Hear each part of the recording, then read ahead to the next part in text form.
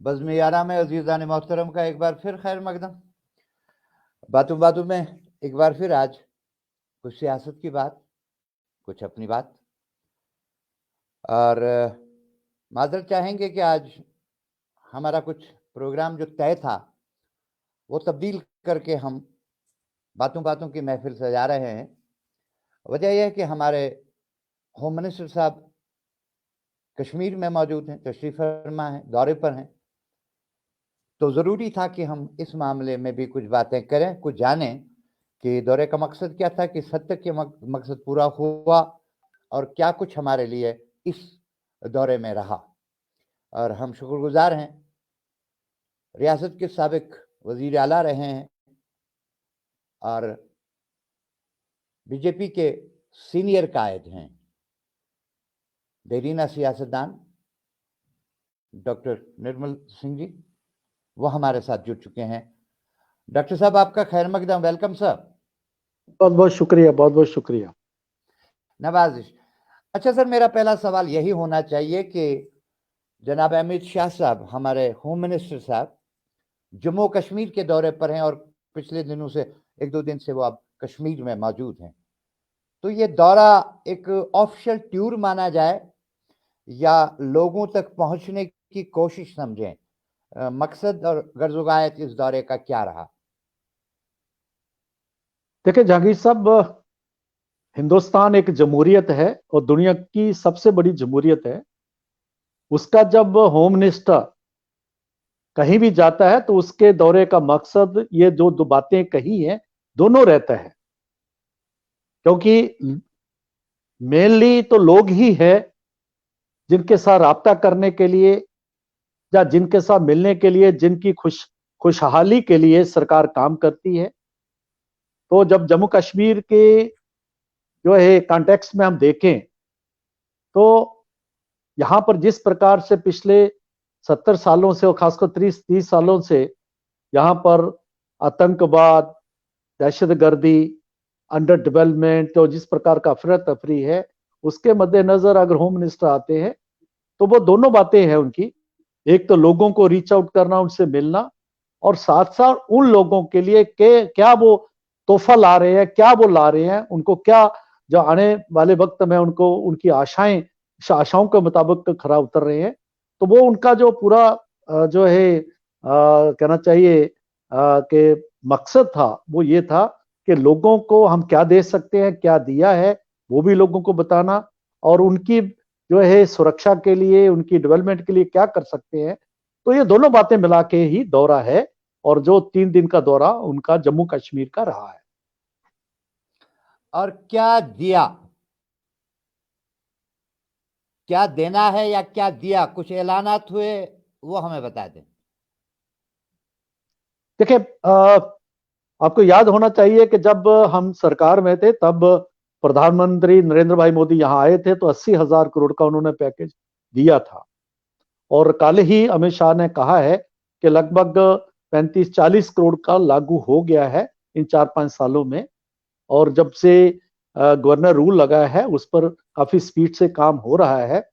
तो उसी के रहते आपने देखा होगा कि जिस तरीके से जम्मू में मेडिकल कॉलेजेस की जो है उनकी फाउंडेशन रखना, जहां आईआईटी का जो इन्हीं 2-3-4 सालों में जो है शुरू हुआ था, उसका जो इनॉग्रेशन करना, और बाकी जो है कश्मीर में भी कई प्रकार की उन्होंने जो कार्यक्रम थे जिसमें से लोगों के डेवलपमेंट के साथ जुड़े हुए कार्यक्रम थे उसको किया। अभी देखिए, मैं देख रहा था डल में जिस प्रकार से वहां का फेस्टिवल चल रहा है और हमारे बच्चे नौजवान किस तरीके से किश्तियों में गीत गा रहे हैं, कश्मीरी गीत गा रहे हैं, और वही रंग जो है सामने आ रहा है। ये भी एक मैसेज है।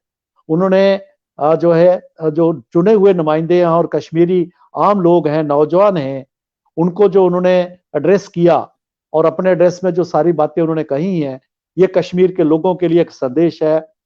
अगर वो जो है हमारे जो शहीद इंस्पेक्टर प्रवेश उनके घर में जाते हैं, पहले आते ही लैंड करते जाते हैं, तो ये भी एक मैसेज है कि कश्मीर का जो नौजवान है जो इस दहशतगर्दी से लड़ रहा है, फ्रंट पर आके लड़ रहा है, और शहीद हो रहे हैं, तो पूरा हिंदुस्तान आपके साथ खड़ा है। तो ये कई मैसेजेस हैं। अभी सीआरपीएफ के जो है वहां पर भी कैंप में गए, वहां भी उन्होंने रखी, क्योंकि सीआरपीएफ जो है वो हमारी हिफाजत कर रही है। और आप देखेंगे कि जितने भी लोग हैं, खासतौर पर हम देखते हैं कि आम लोगों के साथ साथ जो लोग यहाँ तक कि जो हिंदुस्तान की जो है उनका क्रिटिसिज्म करते हैं, केंद्र सरकार की पॉलिसीज का क्रिटिसिज्म करते हैं, उनको भी सुरक्षा देने वाली सीआरपीएफ है।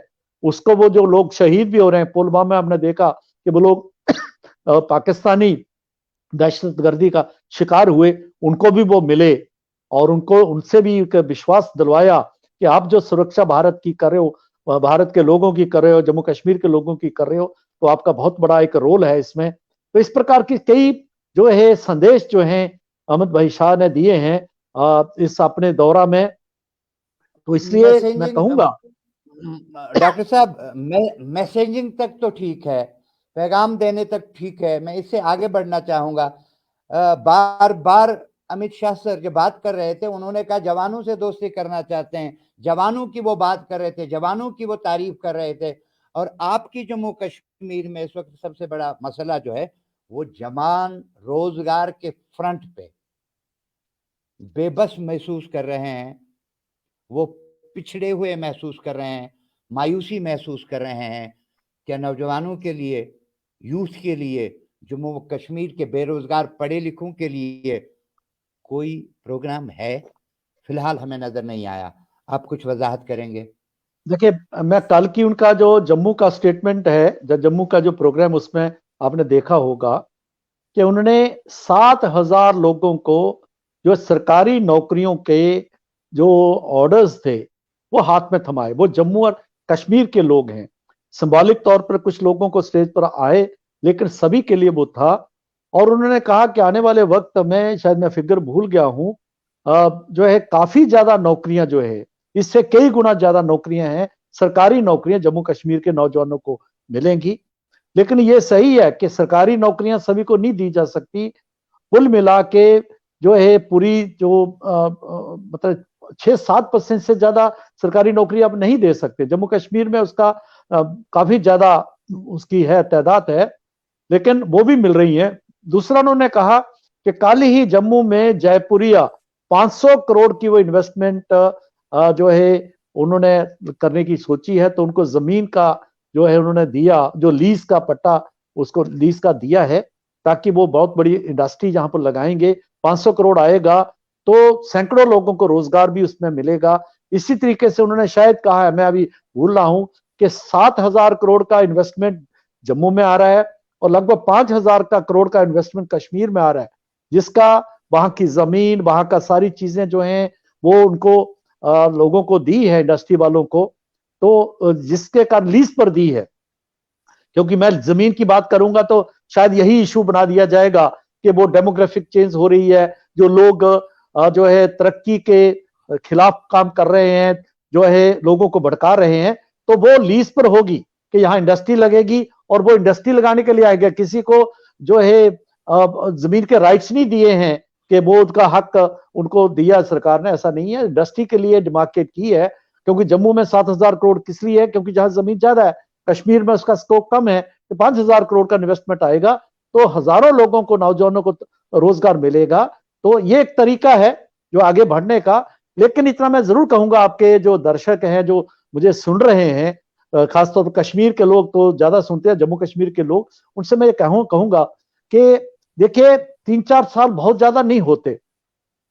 एक तरफ तो दहशत गर्दी से लड़ा जा रहा है, हम जो है हमारे आम लोग भी मारे जा रहे हैं, हमारे उसमें हिंदू भी है, मुसलमान भी है, और उसमें सिख भी है, उसमें जो बाहर के जो स्टेट से आए हुए लोग भी यहाँ पर हैं, तो वो सारे हमारे, उनसे भी डील करना है। और यहाँ तरक्की और तामीर को आगे ले जाने की, जो है यहाँ की सुरक्षा देने की सभी बातें, तो 3 साल उसके लिए बहुत ज्यादा नहीं होते। लेकिन कम से कम जो है एक अच्छी शुरुआत भी है और उस पर आगे बढ़ा भी रहा है, ये लोगों को विश्वास करना चाहिए। डॉक्टर साहब, रोजगार की बात से पहले मैं आप ही का ये जो आखिरी हिस्सा जब आप बात फरमा रहे थे, बताया ये गया था या कॉन्सेप्ट ये था कि 5 अगस्त के फैसले के बाद सब मसले हल होंगे, अमन बहाल होगा, सब कुछ ठीक ठाक होगा। मगर तब से अब तक 2-2.5 साल तो गुजर गए, लेकिन हमारी हालत तो वही है जहां हम 3 साल पहले थे। जो मसाइल तब थे जिनकी अभी आप बात कर रहे हैं कि कोई महफूज महसूस नहीं कर रहा है, कोई सिक्योरिटी का मामला अब भी है। अब भी मेरे होम मिनिस्टर को आकर पहले एक पुलिस अफसर के घर वालों के पास जाना पड़ता है उसको ताजियत कहने लिए। तो फिर बदला क्या है? यही तो 90 में था, यही 96 में था, यही 2019 में था, और यही सब कुछ हम 2021 में। तो दफा 370 हटाकर जो कहा गया था कि सब बदलेगा, क्या बदला है? देखिए जहांगीर साहब, एक तो मैं कहूंगा कि सब कुछ बदल जाएगा, किसी ने ये क्लेम नहीं किया था कि हम सारा ठीक हो जाएगा, कोई गोली नहीं चलेगी, कोई कुछ नहीं होगा, या कोई नारा नहीं चलेगा। इस प्रकार की बात कभी नहीं किसने की। हाँ, ये कहा था कि हम जो है उस राह पर चलते हुए तरक्की और तामीर, शांति, अमन शांति की तरफ जम्मू कश्मीर को लेके जाएंगे, और उसके प्रयास भी कर रहे हैं। मैं आपको पीछे थोड़ा हिस्ट्री में ले जाना चाहता हूं। आपको याद होगा कि 1946 को यहां पर कैबिनेट मिशन आया, जब हमारा देश आजाद नहीं हुआ था, और इसमें बंटवारे की कोई बात नहीं थी। उसने पाकिस्तान और हिंदुस्तान के बंटवारे को मना कर दिया था कि नहीं होगा। ये कैबिनेट मिशन प्लान की 1947 की बात कर रहा हूं, 46 की बात लेकिन है। 1946 तो, 6 लेकिन 15 अगस्त 1947 को पाकिस्तान बन गया। तब क्या कहा था, यहां के नेताओं ने कहा था कि जब छोटा भाई और बड़ा भाई लड़ते हैं तो उसके बाद बंटवारा होता है, तो हम भी छोटा भाई और बड़ा भाई, हम जो बंटवारा कर रहे हैं और बाद में शांति से रहेंगे। लेकिन 47 में पहली जंग हुई, 65 में दूसरी हुई, 71 में हुई, 1999 में जो है कारगिल वार हुआ, और फिर प्रॉक्सी वार ये कर रहे हैं। तो देखिए, सोचा तो जाता है कि नहीं हम ठीक तरफ चलेंगे, लेकिन जो ऐसे एलिमेंट्स हैं, जो एंटी फोर्सेस रहती हैं, वो कभी ये होने नहीं देती। तो लेकिन क्या हम जो है आज 5 अगस्त 2019 के बाद की बात जैसे आप कह रहे हैं, उस वक्त ये कहा था कि यहां पर जो है सेपरेटिज्म का, यहां दहशतगर्दी का जो मेन कारण है वो जो है सेपरेट, जो है स्पेशल स्टेटस है, जो 370 के द्वारा दिया गया, 35 एक्ट के द्वारा दिया गया, और जम्मू कश्मीर के लोगों को ये एक मैसेज दिया गया, खासतौर पर कश्मीरियों को, कि देखिए कि आप खास हैं, आपकी खास पोजीशन है। और जब यूएन में भी चले गए तो उनको लगा कि आज भी फारूक अब्दुल्ला साहब कह रहे हैं, मैं सुन रहा था उनको, रजौरी पुंछ के दौरा में है, कि अभी भी यूएन में हमारा केस पड़ा हुआ है, ये सेटल्ड नहीं है, आज भी वो करे। तो ये एक कंफ्यूजन क्रिएट किया गया, कश्मीरियों को ये कहा गया कि देखिए आप खास को आपका स्टेटस है। उनको लगा कि क्या हम हिंदुस्तानी हैं? ऐसा नहीं वो हिंदुस्तानी नहीं है, लेकिन कम से कम कुछ लोगों के दिमाग में यह बात आ गई इस खास दर्जा के कारण, क्या हम हिंदुस्तानी हैं? क्या हम पाकिस्तान जा सकते हैं? क्या हम आजाद भी हो सकते हैं? फिर ऑटोनॉमी और सेल्फ रूल की बात करते हुए जिस तरीके से एक क्रॉस रोड के ऊपर मैं कहता हूं कि कश्मीर को रखा गया, नौजवानों को रखा गया, जिसके कारण वो होना तो था नहीं, क्योंकि जब हिंदुस्तान का आप हिस्सा हो गए तो पाकिस्तान की इतनी ताकत नहीं थी उसको जो छीन लेता। तो यहां के नेताओं के, चाहे वो उग्रवादी हैं, चाहे वो हुर्रियत के लोग थे, उनमें इतनी ताकत नहीं थी, तो हिंदुस्तान से कश्मीर को अलग कर देते, आजाद करवा लेते, या पाकिस्तान से के साथ जुड़ जाते। लेकिन कंफ्यूजन क्रिएट हो गया कि जो है उनमें एक मेन स्ट्रीम की जो पॉलिटिक्स थी उसको दूर रखा गया।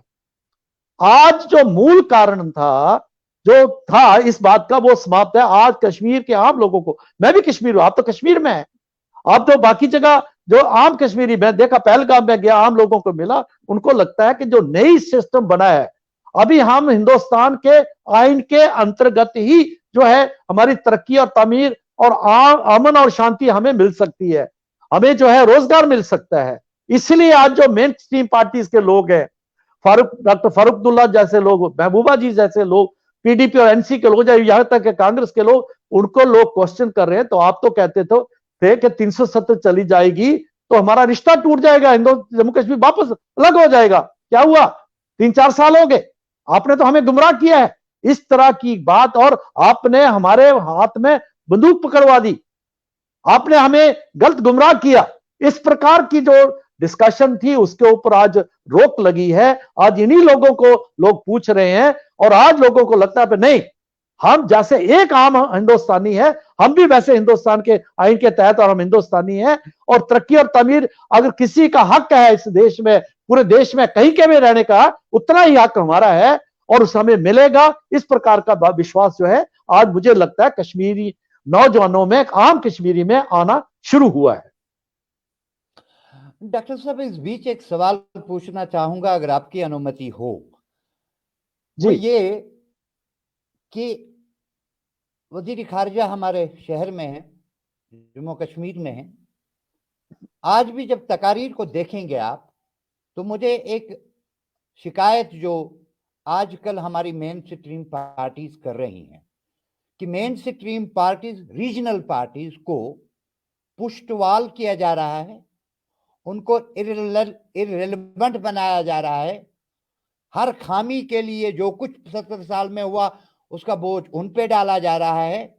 इस तरह उनको खत्म, मतलब पुष्टवाल ही कहूंगा मैं, किया जा रहा है। बीजेपी सरकार सोलो फ्लाइट में इंटरेस्टेड है। क्या रीजनल पार्टीज को एक साइड करके मसाइल हल किए जा सकते हैं? क्या ये अप्रोच ठीक है? देखिए, आप 5 अगस्त 2019 के बाद केंद्र ने कुछ नहीं किया और यहां पर सब कुछ जो है बिगड़ रहा है। अगर कारकर्दगी के ऊपर क्वेश्चन लगा सकते हो, सवालिया निशान आप लगा रहे हैं, और ये आप नहीं लगा रहे, आप लोगों की तरफ से लगा रहे हैं, इस प्रकार की बात मैं समझता हूं। अरे भाई, इन्होंने तो 72 साल राज किया, इधर 72 साल राज किया है। 1 मिनट जी, 1 मिनट सर। कई इंटरव्यूज मैंने इन लोगों के किए, कई लोगों के किए, नेशनल कॉन्फ्रेंस के, मैंने पीपल्स कॉन्फ्रेंस, दूसरे लोगों के होते रहते हैं, और ये सवाल जरूर सामने आता है कि हमारी स्पेस कम की जा रही है पॉलिटिकल सिनेरियो में। अब आप बताइए सर, आप क्या कह रहे थे? देखिए, स्पेस कौन है? लोकतंत्र में, जमहूरियत में स्पेस लोग कम करते हैं, बाकी तो डिबेट होता है। अगर फारूक अब्दुल्ला साहब आज हमारे प्रधानमंत्री नरेंद्र भाई मोदी जी के ऊपर, अमित भाई शाह के ऊपर, सेंट्रल गवर्नमेंट के ऊपर, हमारी पार्टी पर क्वेश्चन मार्क लगाते हैं सवालिया, और उनका यह हक है, हम नहीं कह रहे क्यों नहीं लगाना चाहिए, यह तो जमहूरियत का तकाजा है, यही तो जमहूरियत है कि वी एग्री टू डिसएग्री। अगर वो लगा रहे हैं, अल्टीमेटली तो फैसला तो लोग करेंगे ना जी, अल्टीमेटली फैसला तो लोगों ने करना है। वो जब इलेक्शन आएगा तो लोग फैसला करेंगे, तो जो है, तो इसलिए इससे डरना नहीं चाहिए। अगर आज अमित शाह भी, मैं सुन रहा था उनको, वो कह रहे थे कि मेरे ऊपर जो है सीधे इल्जाम लगाए जा रहे हैं, बाकी लगाए जा रहे हैं, फारूक अब्दुल्ला साहब का नाम भी उन्होंने लिया, तो इसलिए उन्होंने बात की, लोगों से बात की ना, तो ये डिबेट तो चलनी ही चाहिए, फैसला तो लोग करेंगे। लेकिन मैं आपकी जो मेन बात पर आऊंगा, अगर 3 साल के लिए, जब 7 साल जो सेंटर में मोदी सरकार है, बीजेपी की सरकार है, उसके ऊपर अगर क्वेश्चन मार्क लगाते हैं, उसको लाते भी, आपने क्या किया, अपना लेखा जोखा दीजिए, आप अकाउंटेबल हैं, तो क्या 72 साल की अकाउंटेबिलिटी नहीं बनती? कांग्रेस से लेके, बंटवारे से लेके, जब कहा था कि छोटा भाई, वो जो फैसला हुआ, हम मानते हैं कि बंटवारा नहीं होना चाहिए था, बंटवारे ने ही जो है सारी बातें, आज 4 जंगें हमने लड़ी, वहां से लेके कश्मीर को यूएन में लेके जाना, और जिस तरीके से यहां पर जो है जब आइन बन रहा था, उस तरीके से हम कहते हैं कि ये कांग्रेस ब्लैकमेलिंग में आ गई। जो आज उसने जो सॉल्यूशन के तौर पर दिया गया था, स्पेशल स्टेटस और बात, वही तो इसका वो जो है जड़ बन गई, यहाँ की जो, यहां पर अलगाववाद की, सेपरेटिज्म की, वही तो जड़ बन गई जहां पर उग्रवाद की, दहशतगर्दी की, और जिसमें मैं कहूंगा सुरक्षा बल या बाकी वो आम लोग तो मारे गए, माइनॉरिटीज के लोग तो मारे गए, मैं कहता हूं इसमें मुसलमान ज्यादा तबाह हुआ है। आज चाहे वो परवेज अहमद जैसे इंस्पेक्टर हैं, वसीम बारी वाले जैसे नौजवान जो भारतीय जनता पार्टी से जुड़े थे, जावेद डार जैसे लोग थे जो जिसको मारा जाता है क्योंकि वो भारतीय जनता पार्टी का कार्यकर्ता और जो तिरंगा उठाता था, जब वो हमारी बहन, सिख बहन जो है, जो गरीबों को और मुसलमान जो यतीम बच्चों को यूनिफॉर्म देती थी, उसको मारा जाता है। वो जो जिम्मेवारी है और वो तो जब हुआ है वो तो मारे ही गए हैं, लेकिन मुसलमान भी, वो दहशतगर्द भी मारा गया जिसको गुमराह करके उसको पाकिस्तान की तरफ धकेला गया और उसके हाथ में बंदूक पकड़वा दी गई। तो ये जो यहां डिबेट शुरू हुआ अलगाववाद का, चाहे वो आजादी की लड़ाई की बात पर हुर्रियत ने किया, चाहे ऑटोनॉमी और सेल्फ रूल के नाम पर किया, चाहे वो पाकिस्तान के नाम पर हुआ, और जो इन्होंने किया है, तो ये हम मानते हैं, ये हमारा मानना है कि जो इसका मूल में ये बातें थी जिसके ऊपर आज जो है एक कहना चाहिए फुल स्टॉप लगा है। और आज कश्मीर जो है, वो जम्मू कश्मीर जो है एक मेन स्ट्रीम पॉलिटिक्स की तरफ जा रहा है, जिसका फायदा जम्मू कश्मीर को होगा, जम्मू कश्मीर के नौजवानों को होगा। और मैं ये आपको कहूंगा, कश्मीर के लिए तो पूरा हिंदुस्तान पड़ा है। आज जब हिंदुस्तान अगर दुनिया की शक्ति बन रहा है, दुनिया की 4-5 इकोनॉमिक पावर्स में आ रहा है, तो उसमें कश्मीर भी आता है, कश्मीरी नौजवान भी आता है, भारत का मुसलमान भी उसमें उतना ही हकदार है, सिख भी उतना हकदार है। तो इसलिए ये जो एक खुला जो है मैदान है तो खेलने के लिए और अपनी जिंदगी को आगे ले जाने के लिए जो है ये एक खुला है, इसको लोगों को समझना चाहिए। और मैं महसूस करता हूं कि आज कश्मीर के लोग, जम्मू कश्मीर के लोग इसको समझना शुरू हुए हैं। डॉक्टर साहब, मेरा एक और सवाल आपसे ये है कि जमहूरी मुल्क में सदर राज या गवर्नर राज मजबूरी हो सकती है, ये कोई पसंदीदा काम नहीं है। लेकिन आज जब मेरे वजीर दाखिला साहब हमारे यहाँ मेहमान हैं, यहाँ मौजूद हैं, तो बातें वही हुई जो हमने ऑल पार्टी कॉन्फ्रेंस में सुना था, डिलिमिटेशन होगी, फिर ये होगा, फिर इंतखाबात होंगे, फिर स्टेटहुड बनेगा। ये वक्त लंबा नहीं खींच रहा है? और यहाँ पर एक अरसे से पहले गवर्नर राज, फिर सदर राज, शायद जमहूरियत में इन चीजों की ज्यादा गुंजाइश नहीं होती। आपकी व्यक्तिगत राय क्या है? नहीं, बिल्कुल बिल्कुल आप सही कह रहे हैं कि गवर्नर रूल जो होता है वो मजबूरी होती है। लेकिन गवर्नर रूल ये भी कहें, ये मजबूरी सिर्फ भारतीय जनता पार्टी के टेन्योर में नहीं आई है, पहले भी कितनी बार जमहूरियत जहां रहा है गवर्नर रूल रहा है। कांग्रेस का भी वक्त था, उसके पहले भी थे केंद्र सेंटर में, ठीक है, नेशनल कॉन्फ्रेंस पीडीपी वहां रूल नहीं किया, लेकिन कांग्रेस थी, जो कांग्रेस भी इस पर क्वेश्चन मार्क लगा रही है। लेकिन उस समय वो मजबूरी हो सकती है, इस वक्त ये मजबूरी थी ये जो सारी है।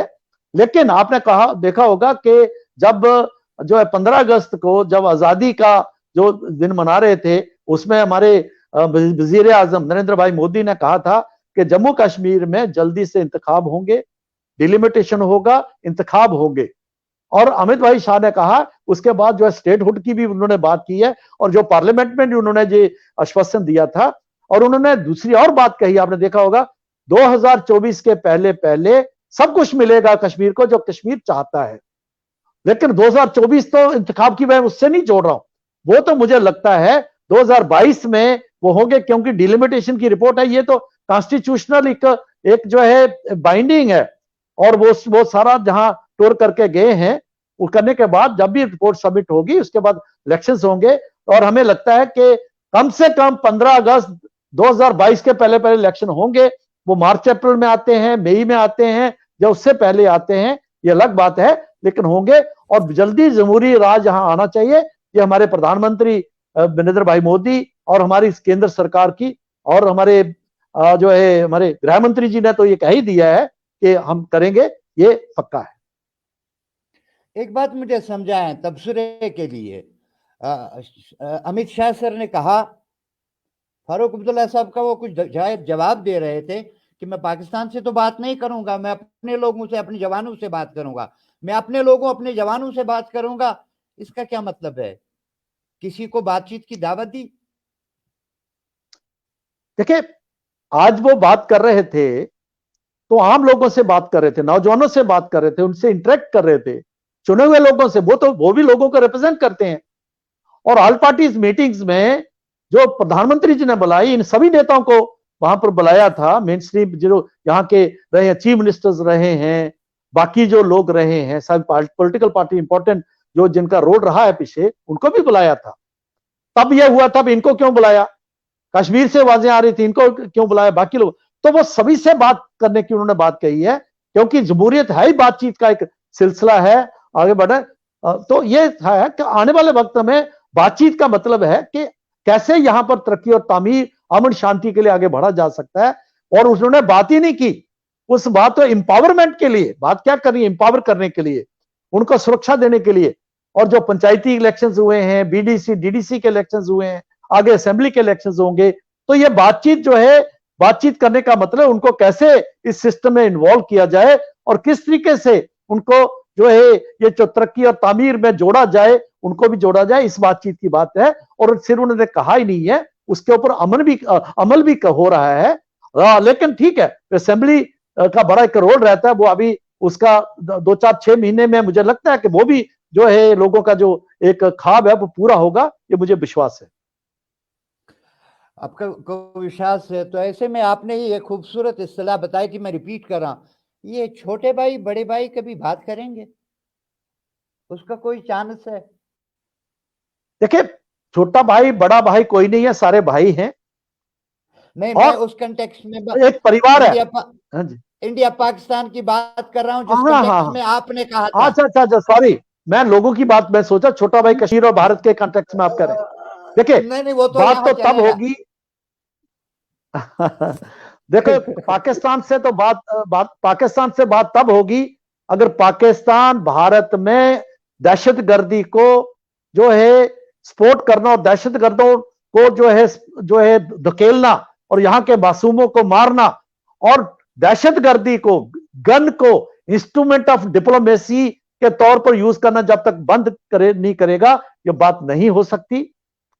और आज की जो वहां हुकूमत है, जिस प्रकार से वहां का वजीर आजम, वहां की जो आर्मी है, आईएसआई है, जिस प्रकार का उनका है, और जिस तरीके से हम देखते हैं पिछले हफ्ता 10 दिन पहले जिस तरीके का उनका यहाँ लोगों को, आम लोगों के जो उनका खून बहा है, और उसमें सभी लोगों के, उन्होंने कोई जो है उसमें वो डिस्क्रिमिनेशन नहीं किया मारने में। उन्होंने कश्मीरी मुसलमान को भी मारा, नौजवानों को भी मारा, जहां हिंदू सिखों को भी मारा, यहाँ की औरतों को भी मारा। उसने जो है, उन्होंने जो बाहर से आए हुए मजदूर थे जो गोलगप्पे भी, उनको भी मारा। तो ऐसे जो दहशत गर्द हैं, जैसे जो वहशी हैं, उनसे बात नहीं हो सकती। पाकिस्तान जब तक जो है इस प्रकार की बात नहीं करेगा तो बात होने का मतलब ही नहीं। मेरा आखिरी सवाल, मैं एक बार फिर अपनी युवाओं की तरफ आता हूं, नौजवानों की कुछ डिमांड जो मैं यहाँ देख भी रहा था वो आपकी तरफ लेकर आता हूं। आप जब बात कर रहे थे रोजगार के हवाले से, आपने पहले खुद ये कहा, आपने फरमाया कि वैसे ही सबको गवर्नमेंट जॉब नहीं दी जा सकती, राइट? लेकिन मुझे एक बात बताइए, अब वो कम जो नंबर है हमारे पास सरकारी नौकरियों का, वो भी अब खुल चुका है पूरे मुल्क के लिए, उसमें जम्मू कश्मीर को क्या हिस्सा मिलना, इस पे आप सोच रहे हैं? और दूसरी बात, हमारे 4-5 साल तो ऐसे गुजर गए, रिलैक्सेशन कई मामलात में मांग रही है, एज रिलैक्सेशन बड़े इम्तिहानों के लिए, क्योंकि कुछ यहां हुआ नहीं। बीजेपी के एजेंडे में कहीं पे ये मौजूद हैं ये बातें? देखिए, यहां तक भारत में सेंट्रल गवर्नमेंट में, और यहां तक कि अब दिल्ली में चला जाओ, तो मैं पीछे गया था तो वहां जो लड़का था, नौजवान था, वो हिमाचल से था, कोई पंजाब से था। तो बाकी स्टेट्स में भी और सेंट्रल गवर्नमेंट में तो जैसे नौकरियां बाकी देश के लिए, वैसे कश्मीर के लिए। आपने देखा होगा कि हमारे सिविल सर्विसेज में कितने आईएएस, आईपीएस और बाकी लोग हैं वो जा रहे हैं, तो कश्मीर के लोग, जम्मू कश्मीर के लोग उसमें पूरा भाग भी ले रहे हैं और उनका हिस्सा भी मिल रहा है, और मैं कहता हूं वो अच्छा कर रहे हैं वो। तो ये कंपटीशन का जमाना है, तो कंपटीशन में आकर पूरा हिंदुस्तान खोला है नौकरियों के लिए। लेकिन जम्मू कश्मीर में तो जो नौकरियां, जैसे सरकारी नौकरियां, तो सिलसिला जो है जारी है, और आने वाले वक्त में शायद 20-25 हजार नौकरियां और मिलेंगी, उसमें भी तो हम सहभागी होंगे। और साथ साथ जो प्राइवेट इन्वेस्टमेंट आ रही है, इसमें जो इंडस्ट्री लगेगी, तो उसमें से भी कई प्राइवेट सेक्टर, मैं पंजाब में था, मैं 6 साल रहा हूं, तो वहां पर सरकारी नौकरी की बहुत कम लोग बात करते थे। सरकारी जितना भी बड़े बड़े इंडस्ट्रीज हैं, ओसवाल हैं, हीरो साइकिल्स वाले हैं, कई बड़ी बड़ी इंडस्ट्रीज हैं, तो इसलिए लोग जाते हैं। तो जम्मू कश्मीर की इंडस्ट्रियलाइजेशन जब होगी तो आप देखेंगे जो है रोजगार बढ़ेंगे। टूरिज्म को जिस प्रकार से बढ़ावा दे रहा है, आज जैसे अमित भाई शाह जो है डल में थे, हम देख रहे थे कि किस तरीके से हमारे बच्चे, नौजवान बच्चे बच्चियां जो थी अपना कश्मीरी कल्चर जो है उसको डिपिक्ट कर रहे थे। और मुझे लग रहा था जैसे फिर से जो है आज से हम देखते थे कि पूरे हिंदुस्तान की जो फिल्में जब यहाँ बनती थी और यहाँ शूटिंग होती थी, वैसा नजारा मुझे दिख रहा था। तो ये सारी बातें जिसमें रोजगार की अपॉर्चुनिटी, जब टूरिज्म बढ़ेगा, इस प्रकार की बातें होंगी टूरिज्म के, तो यही उसी तरफ तो हम आगे बढ़ रहे हैं।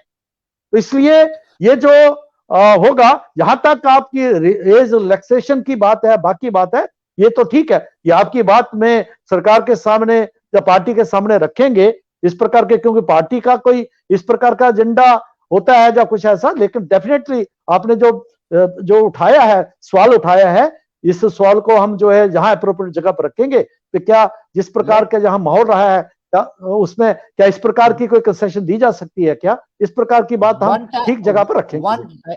वन टाइम कंसेशन शायद हो सकती है, क्योंकि 1 2 3 4 साल तो जाया बीच में हो ही गए।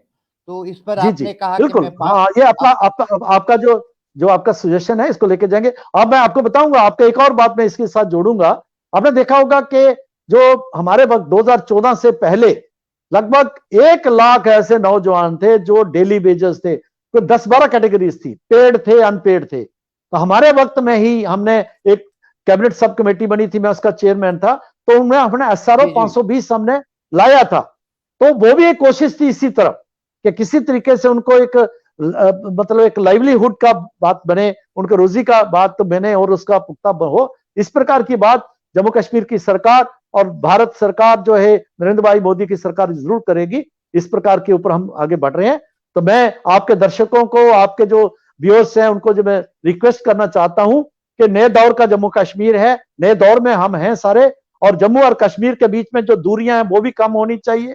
ठीक है, ये एक डायलॉग शुरू होना चाहिए। और साथ साथ हम जो है, हिंदुस्तान हमारा देश है और हिंदुस्तान है जो जमहूरी है, दुनिया के लगभग दूसरे नंबर पर हिंदुस्तान में आता है जिसमें मुसलमान रहते हैं। तो इसलिए यहां पर मुसलमानों का भी हक उतना है जितना हिंदुओं का है, सिखों का है, जैसे बाकी लोगों का है। तो हिंदुस्तान एक गुलदस्ता है, इसका हम हिस्सा बने। और जो पुराने जो लोग फिर से उसी तरफ धकेलना चाहते हैं, हमें लोग अलग अलग भाषण दे के, अलग अलग बातें करके, उनकी बातों में ना आए और तरक्की, तामीर और अमन की तरफ हम आगे बढ़े। दहशतगर्दी यहाँ खत्म हो और लोग सुख और चैन से रहें। इस तरफ एक मुला जुला जो एक कोशिश है अब सभी की, उस तरफ बढ़े, ये मैं आपसे गुजारिश करूंगा। डॉक्टर निर्मल सिंह जी, अगली मुलाकात तक के लिए मैं आपका शुक्रिया अदा करना चाहूँगा।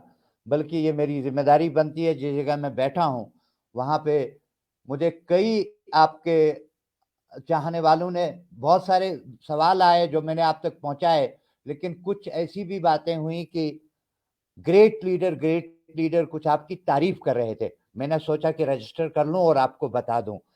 आपके चाहने वाले आपको बहुत बहुत शुक्रिया कह रहे थे और बहुत बहुत आपने शुक्रिया। धन्यवाद sir, thank you very much sir. शुक्रिया, बहुत बहुत शुक्रिया। डॉक्टर निर्मल सिंह बीजेपी के सीनियर कायद। एक तो जो डिमांड्स आ रही थी मैंने उन तक पहुंचाई, उन्होंने कहा उस पर बात हो सकती है। और दूसरी बात यह कि उन्होंने एक इशारा ये दिया कि शायद 2022 में इंतखाबात हो जाए, मार्च में हूँ, अप्रैल में हूँ, मई में हूँ, ये ऐसा कह रहे थे। और ये भी कह रहे थे कि आज जो वजीर दाखिला हमारे जम्मू कश्मीर के दौरे पर हैं, उन्होंने 2024 तक सब कुछ मिलेगा ये कहा है।